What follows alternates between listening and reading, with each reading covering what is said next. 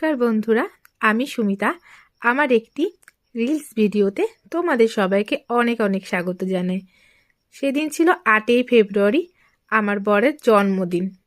সেই জন্মদিন উপলক্ষে আমি কি আয়োজন করেছিলাম ওর জন্য, সেইগুলোই তোমাদের সঙ্গে শেয়ার করব।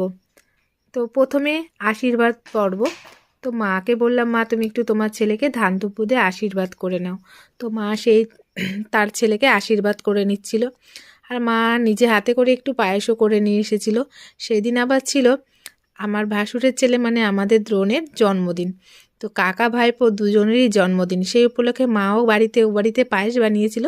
তো মাও একটু পায়েস নিয়ে এসেছিল তার ছেলের জন্য। তো সেটাই বললাম, মা তুমি তোমার ছেলেকে খাইয়ে দাও আর আশীর্বাদ করো। তারপর আমি ওর জন্য 2 রকমের পায়েস করেছিলাম, একটা গুড়ের পায়েস, একটা চিনির পায়েস। যেহেতু গুড়ের পায়েসটা ভীষণ ভালোবাসে খেতে, তাই ভাবলাম একটু গুড়ের পায়েস করি। আর চিনির পায়েস করলাম, শুনেছি নাকি জন্মদিনে নাকি সাদা পায়েস করতে হয়। আদৌ জানি না কোনটা ঠিক কোনটা ভুল। তো সেইভাবেই আমি 2 রকম পায়েস করেছিলাম।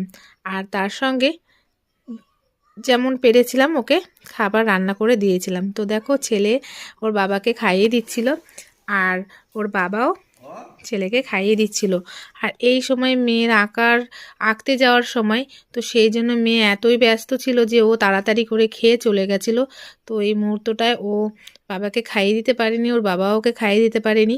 হ্যাঁ, ও মিস করে গেছে। আর দেখো আমি কি সুন্দর করে সাজিয়েছিলাম।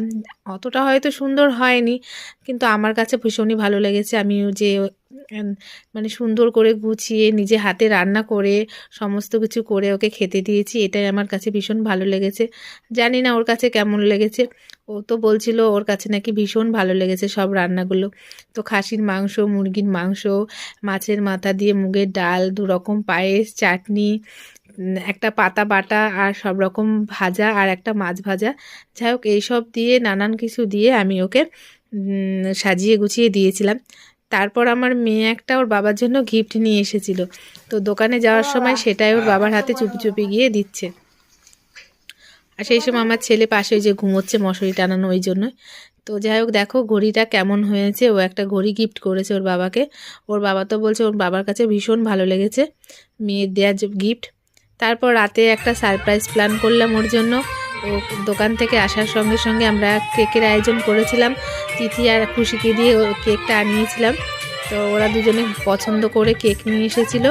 আর আমার ছেলে বলছে, মা বাবার জন্মদিনে আমিও গিফট দিতে চাই। তো আমি বললাম, তুই কী গিফট দিবি?